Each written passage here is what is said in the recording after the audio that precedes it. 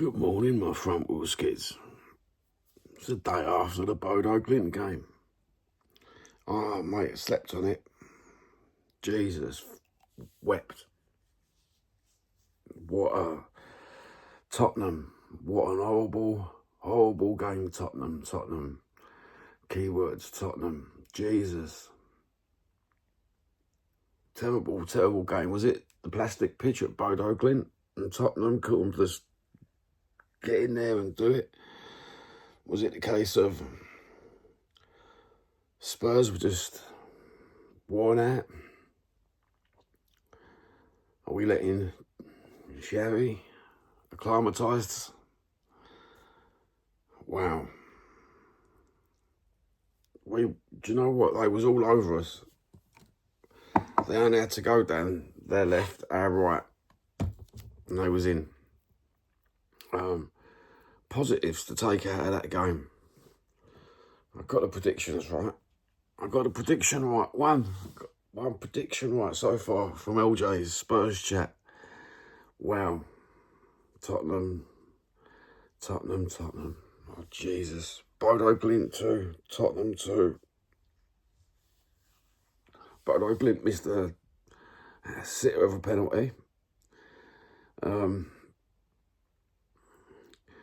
Did anyone notice Vicario again? Now, I ain't blaming him for the goals. But did anyone notice when the ball was passed back to Vicario? He didn't know what to do with his feet. There was one time that the ball got passed back to him and I thought, my eyes just went like this and I thought, no. You're like one of those kids at school who they put in goal because they can't play with their feet. We've all been there, just turning around when we were kids, looking at your mate and thinking, oh, shit. Oh, absolute dog shit. He looked like that, didn't he? And then he has the front to have a pop at people when the goal's going, mind you. Mind you, that defence on our right, their left, was absolutely diabolical. Absolutely bad.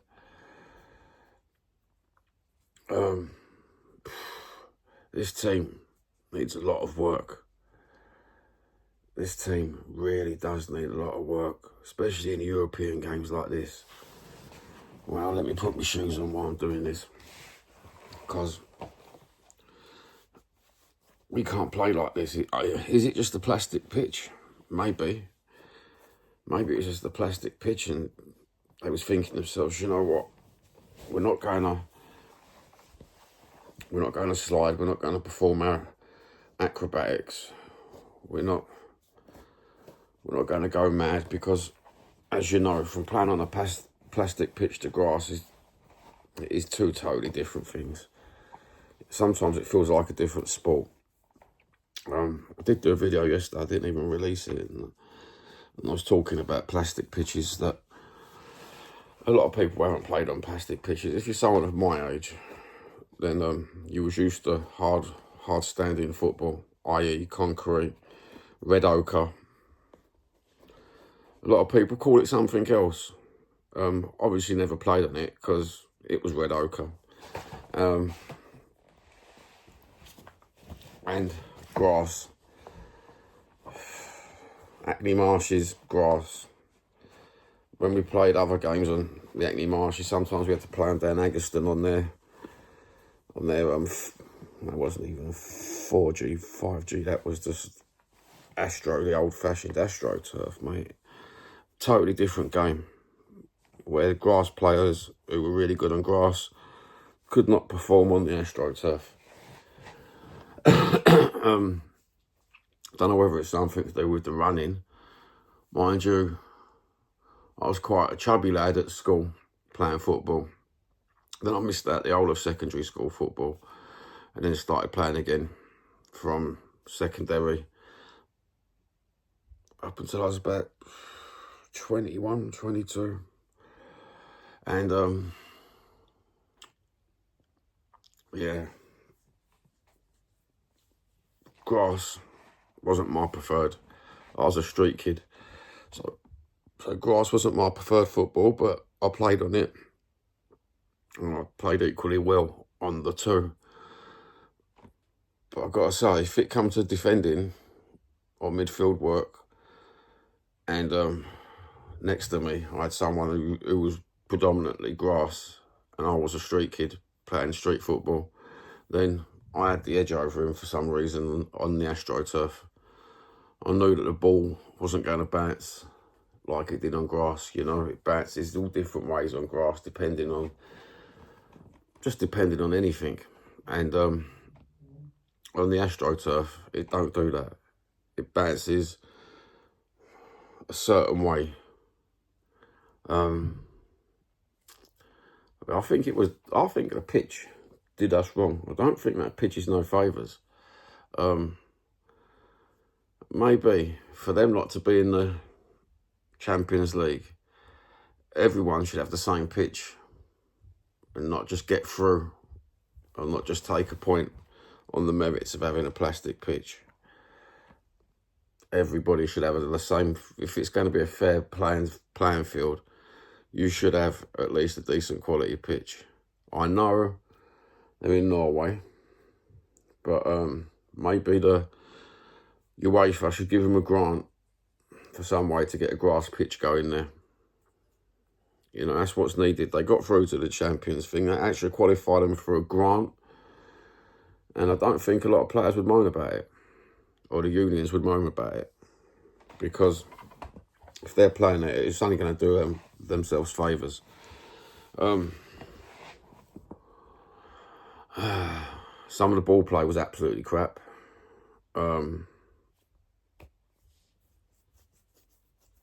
I would like to see Scarlett go on again. I keep going on about Scarlett. And to me, he needs to go on. He needs to go on and play. Not just keep sitting on the bench like a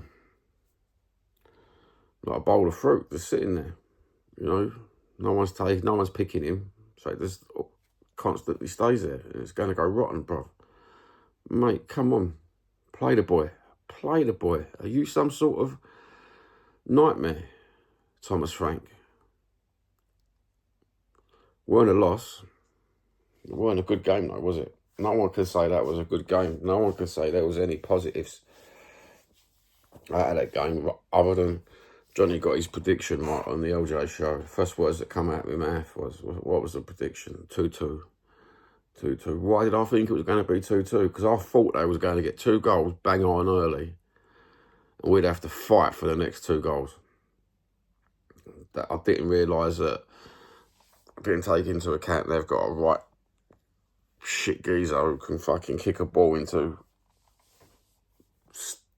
you know, it was a penalty, brother. Even I could have took a better penalty than that Bodo Glint player.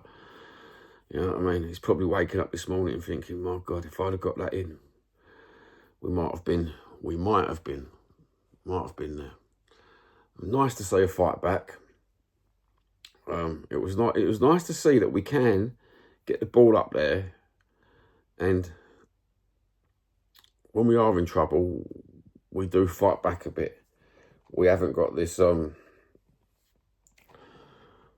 this regimented uniform crying out at thing that we was doing before, where someone would beat us or we'd go 2-0 down or 1-0 down and everyone would give up hope.